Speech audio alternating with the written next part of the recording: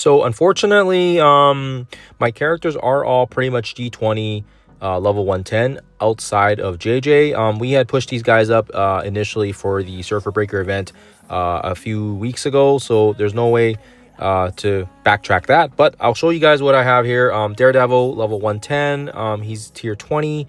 And of course, as well, I've got him as a striker here because the striker allows for that extra little ping, and it does help with node or cell 11, I guess.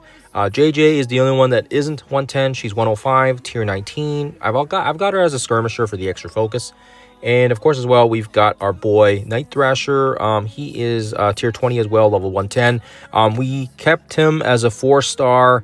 But we did have him on the Surfer Breaker, and basically wanted to showcase the fact that you don't need high stars for these guys to perform well. But this is besides the point. We did have the command center payout and a whole dump of the shards on his characters as well, just from previous events. So it was nice that we didn't have to farm too many shards, and now I think I can bring him up to a 6 now. So maybe I'll do that in the next run of the Surfer Breaker when we're pushing on the leaderboard seriously, but right now we don't really care, so we'll keep him as a 4.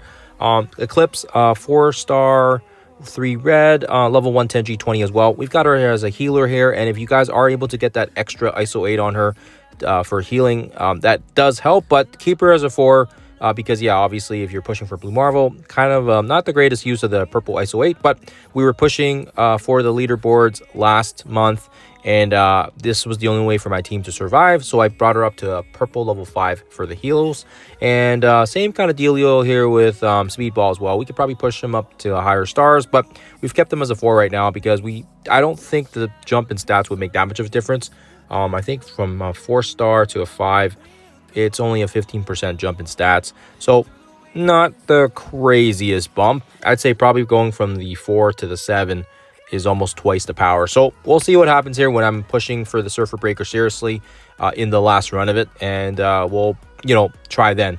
But for now, let's quickly jump into the gameplay side of things.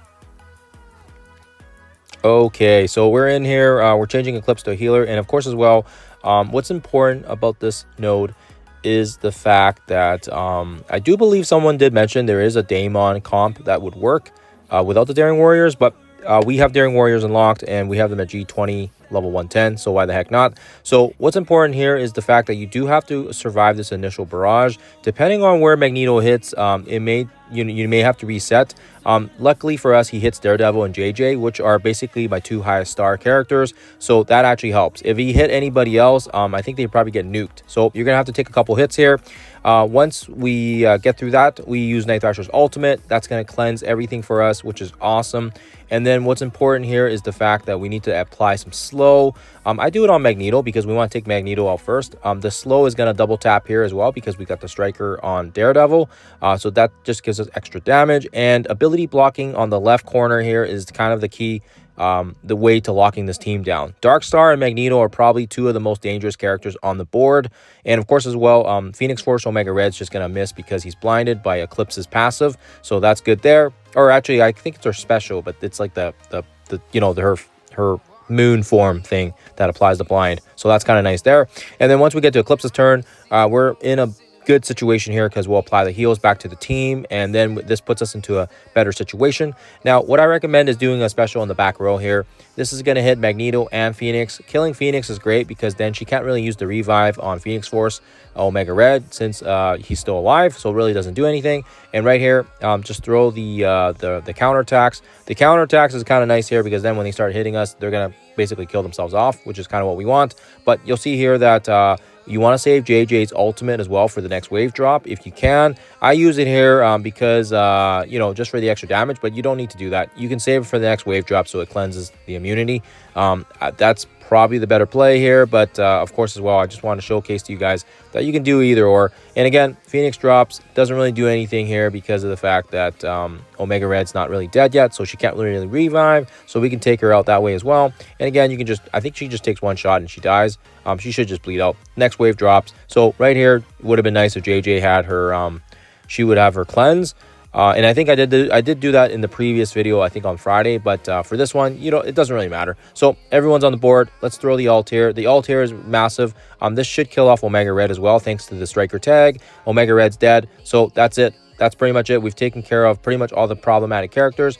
You can throw the stun on Weaver if you want, but yeah, like I said, pretty much the next wave drop is fairly straightforward. Shouldn't have too many issues with it. Darkstar is kind of a problem as well if she takes a turn, but like I said, we ability blocked her. She couldn't do anything. And then yeah, everybody else should kind of just die here just from stragglers, and hopefully you guys can kind of see that there. So speeding up footage so you guys don't have to watch through the whole thing here, but yeah, like I said, fairly straightforward, and yeah, the rest is kind of history here, but hopefully it makes sense. Wanted to make a quick short video for you guys so you guys can have it there at your fingertips. And again, we were able to finish off the Exalted X-Men with the last cell with the Exalted X-Men 4-piece with Old Man Logan. I'll have that video in the description if you guys are curious about it, but like I said, we don't need to do all 12 sections to get a maxed out Storm. You basically just need to do the cell 11, and then the run of it in July is going to give the rest remaining shards for her.